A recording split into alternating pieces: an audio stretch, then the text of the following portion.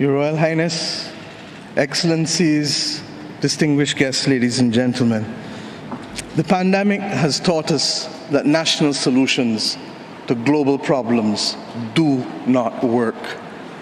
We come to Glasgow with global ambition to save our people and to save our planet, but we now find three gaps. On mitigation, climate pledges or NDCs.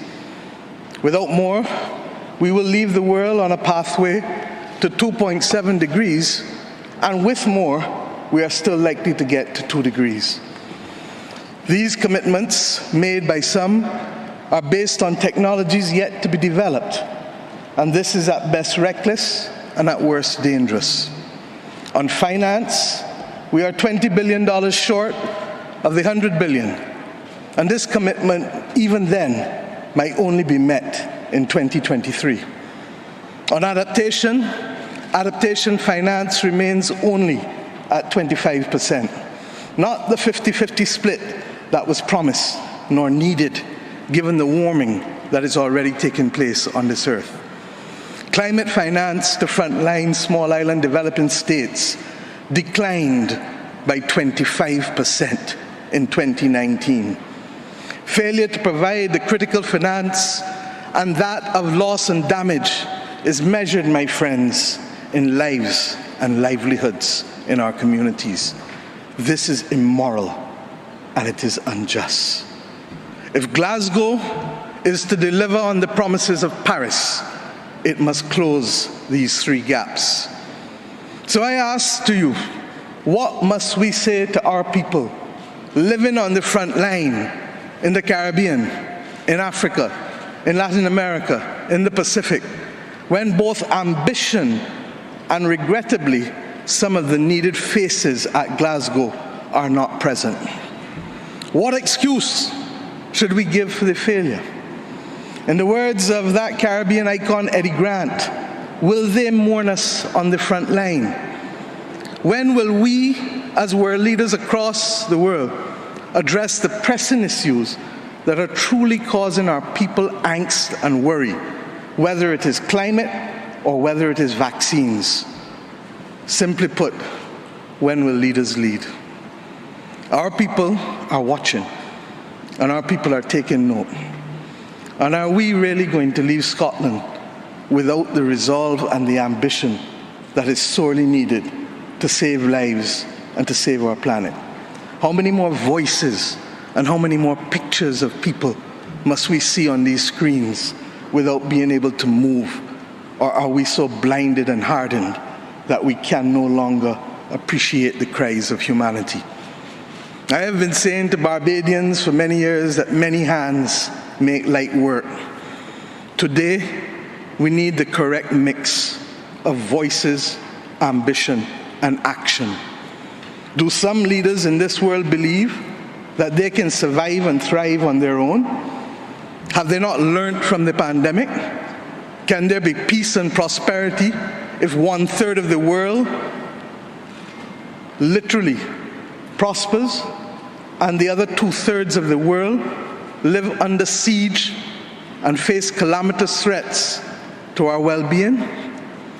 What the world needs now, my friends, is that which is within the ambit of less than 200 persons who are willing and prepared to lead. Leaders must not fail those who elect them to lead. And I say to you, there is a sword that can cut down this Gordian knot, and it has been wielded before. The central banks of the wealthiest countries engaged in $25 trillion of quantitative easing in the last 13 years. 25 trillion. Of that, 9 trillion was in the last 18 months to fight the pandemic. Had we used that 25 trillion to purchase bonds, to finance the energy transition, or the transition of how we eat, or how we move ourselves in transport, we would now today be reaching that 1.5 degrees limit that is so vital to us. I say to you today in Glasgow that an annual increase in the SDRs of $500 billion a year for 20 years, put in a trust to finance the transition is the real gap, Secretary General, that we need to close, not the 50 billion being proposed for adaptation. And if 500 billion sounds big to you, guess what? It is just 2% of the 25 trillion. This is the sword we need to wield. Our excitement 1 hour into this event is far less than it was 6 months ago leading up to this event.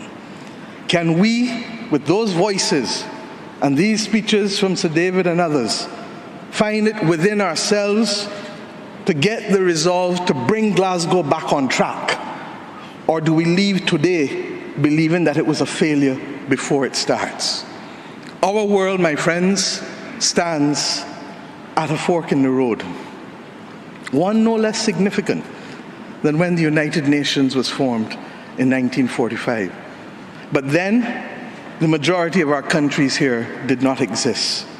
We exist now. The difference is we want to exist 100 years from now. And if our existence is to mean anything, then we must act in the interests of all of our people who are dependent on us. And if we don't, we will allow the path of greed and selfishness to sow the seeds of our common destruction.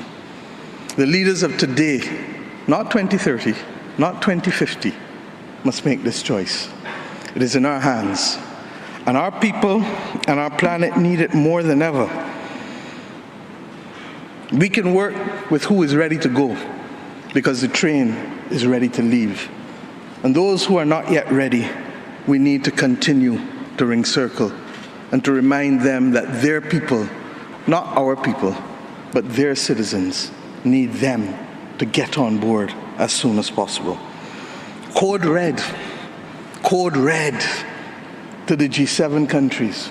Code red to the G20. Earth to COP, that's what it said. Earth to COP. For those who have eyes to see, for those who have ears to listen, and for those who have a heart to feel, 1.5 is what we need to survive. 2 degrees, yes, SG, is a death sentence for the people of Antigua and Barbuda, for the people of the Maldives, for the people of Dominica and Fiji, for the people of Kenya and Mozambique, and yes, for the people of Samoa and Barbados. We do not want that dreaded death sentence. And we've come here today to say, try harder,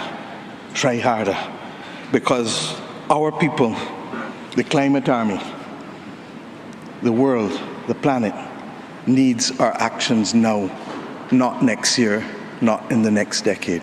Thank you.